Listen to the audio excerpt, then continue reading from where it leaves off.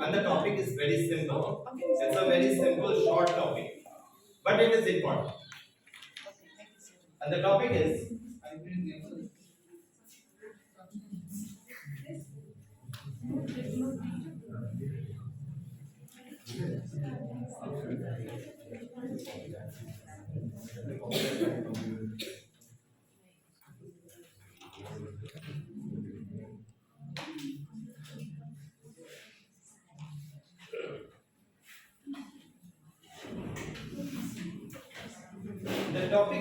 addressing challenges in post-COVID schooling.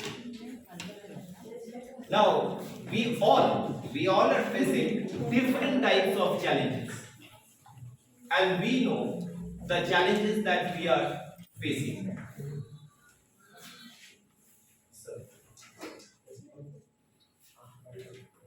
Now, if I talk about challenge, then what is challenge? Challenge are some new set of problems which require great effort and determination. However, these difficulties can always be overcome with perfect planning and visionary ideas. Now, today when we are going through online classes, we all are facing different types of issues, different types of problems cropping up. There is no perfect rule that how we can save ourselves. That depends on us. It totally depends on us that how we are going to face this challenge. While taking classes, we find students coming in, posting something or showing some kind of video. Now there is no perfect rule for that. So we need to develop our own ideas and we have to come out of it. And if we can come out of it, then we can say that yes, we are successful.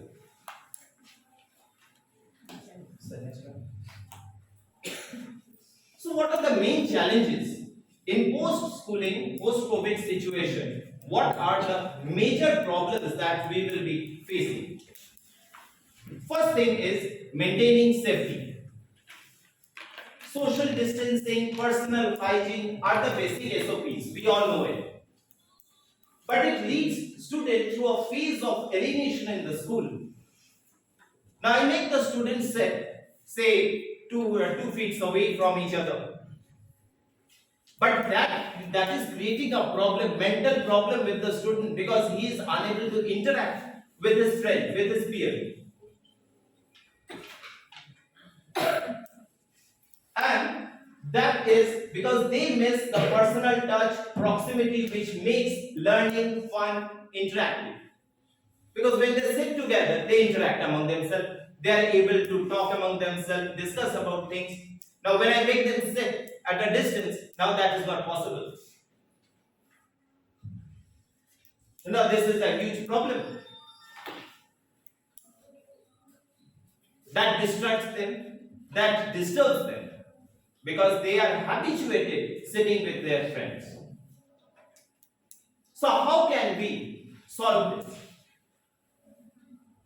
Maybe if you ask me, then I'll say that we need to be more friendly. We have to give opportunities to students to speak up, come up to us, ask them to share their problems. According to me, that is the only way. Second is lost practice of writing. Now this is MCQ questions. 10 questions given. Choose it. Give the answer. Now they are out of their domain. They are totally out of their domain. Online exams using of devices and perfect. Although they have perfected themselves in using of devices and all, but the basic skill they have lost. Now today, if the student comes up and you ask them to write a question of a 5 marker, I don't think the students will be able to answer it. Maybe 1 or 2 may. But maximum of them will fail to do it. That's a huge problem. Less use of books and copies pen have made them inactive and they would struggle with them. Managing the time for writing exams and finishing in time would be difficult for them. You see, because now we are going to have this your exams, term 2 exams, and in term 2 exams, the board has considered that it will be a normal question paper. Now they will be struggling to finish it. Now, how to develop? How to bring back them to the normal your routine or normal way of education? That is a big challenge that we are going to face. The loss of interest and motivation. Now, when they are in the class, we try to motivate them. We try to encourage them. But all these 2 years they have been at home. There's no motivation. Nobody have asked them to do anything. That is also a problem. Deteriorating mental health. Why? Because it is not easy for students to cope up with the stress and juggle with multiple assignments, and due to excess pressure and burden, their mental health may deteriorate. Now, we come up, what we do? We click a picture of your notebook or use a reference book and we send it to them. Now do the work. Now, if I send the same thing to you, will it be possible for you to do it? Do we think about it?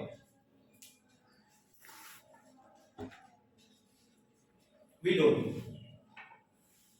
We just copy something, take a picture, and we turn it into a PDF and send it to them. And we think our duty is over.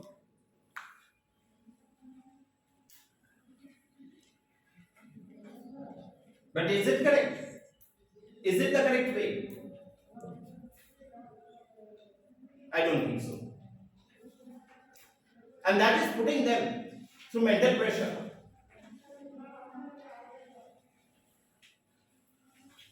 Now we have to take care about these things. Next. Lack of social interaction and fear of alienation. Now, as they are at home, they are unable to meet with their friends. They are always in their room with their computers, with their laptops, with internet, and that's all. Now, that social contact between the peers and between the friends, that is missing. They are unable to communicate. They are losing that communication skill. Even these days, when they come up, you find them that they don't spend that type of or quality time with their friends. They are into something else. Their thought process has gone through a change.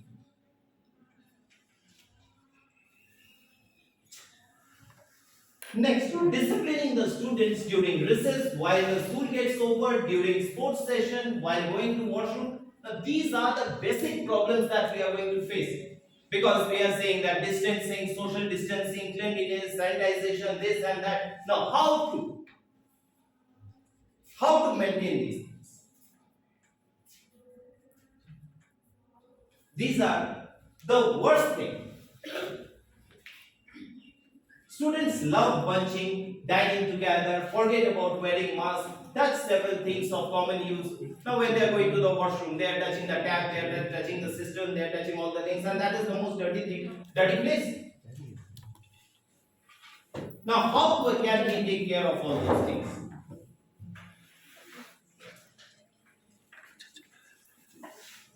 These are the several issues that will crop up in coming days. And we have to think about it. Being teachers, we have to think about it. That how we can develop all these things. How can we develop that sense within the students?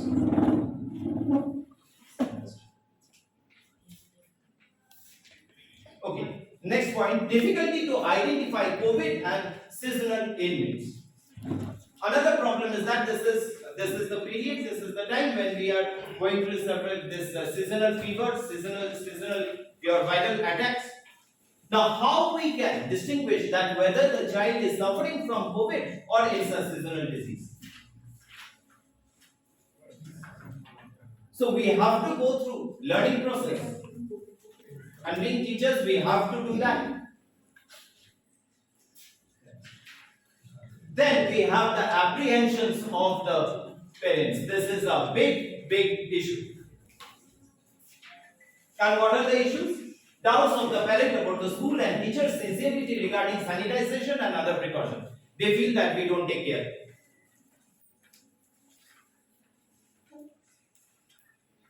This is a very big issue.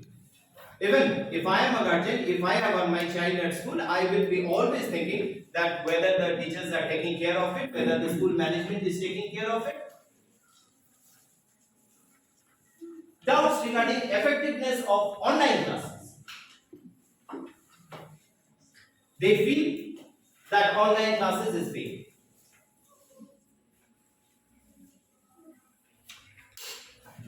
Third, no clarity with government policies. Government has given us SOPs, but after that, what are the parameters of it? How we can do it? There's no clarity about it. Every now and then we are getting some kind of information. This can be minimized. This can be minimized provided the school authorities and the teachers, they take up some strict action and strict rules that has to be implemented, and through that only sending the videos to your parents while the classes are being conducted.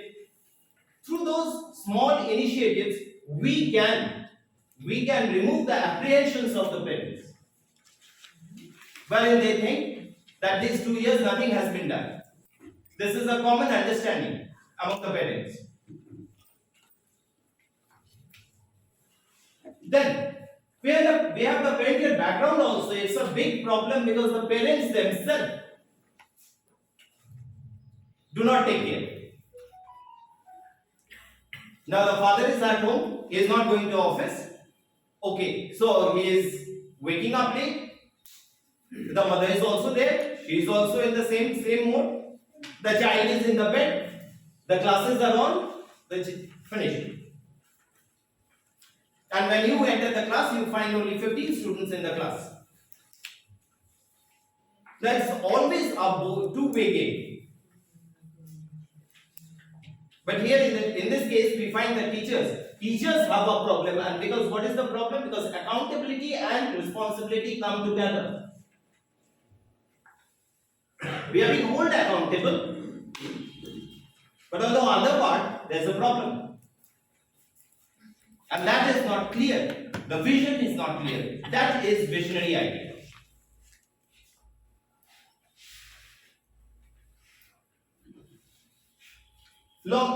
This one, last one, sir. Last one, this one. 6, number 6. Number 5. So, long stay with parent, conservative effects, disturbed routine life, waking up late to attend online classes from their comfort zone. Because we have given the child a comfort zone. Sitting under the blanket, move your camera off. Whether he is awake, whether he is sitting properly, whether he is listening or not, we have no idea. Avoiding school. Now the best part of it, okay, what they will be doing next when they come, if they don't do their homework, they will stay absent. And next day you will get the answer. If you ask the child will say, I was sick. My parents did not allow me. Now how we can stop all these things? Carefree approach of the parents towards daily routine. The parents are also carefree. Finally, not taking serious notice of online classes and homeworks as they usually do for offline classes. When it is offline classes, we find parents coming up. Friends coming up calling that homework was not given, this and that, but when it is online class, the same thing, the parents do not take care of. So these things have to be managed with a very sincere effort.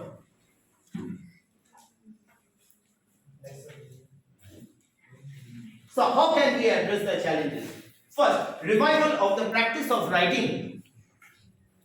Term 1 exam, it was objective. Term 2 exam will be completely subjective. So what we can do? Gradual development of writing practice, short assignments and homework. So we should be giving them short assignments, not long assignments. Rekindling the interest and motivation. We have to make a conducive atmosphere in the classroom wherein the students should come up, students should question, students should ask. And that is the teacher's responsibility. Motivate the students to come to the mainstream. Because now they are with the virtual world. Now when they are coming back to class, when they are in their real class, now we have to motivate them. And use of new skill by the facilitators. Now, I did not use the word teachers over here. On the other hand, I use the word facilitators. Why? Because we have to facilitate. Only teaching will not help. Recovery of mental health, increase their mental appetite, transaction of syllabus through storytelling and easy methods, and finally teaching life skills. These are the basic ways through which we can transform the students. And finally, removing parents' apprehensions. Regarding well-being of the child's health, sanitization while in school. We have to send them videos. We have to send them videos. That's how we are taking care of it. So that they start believing that institutions care for their child. Regarding online classes, by keeping track of the child when the classes are on, the guardians also must sit by the child, beside of the child, and watch that what is being done, which seldom is being done. Reporting to parents once in a month. The teacher should be having an interaction with the parents. Only then it will be possible. Sharing videos of offline classes to show SOPs are being followed. And finally, asking parents to visit the campus. Unless until they come to the school, nothing can. So we have to encourage them that they should visit the campus. They should see with their own eyes that what are the troubles the teacher and the school is taking up for the well-being of the child. These are the basic things that we all know.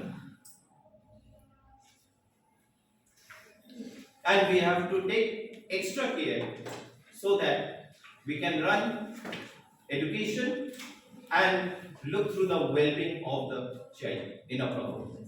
Thank you.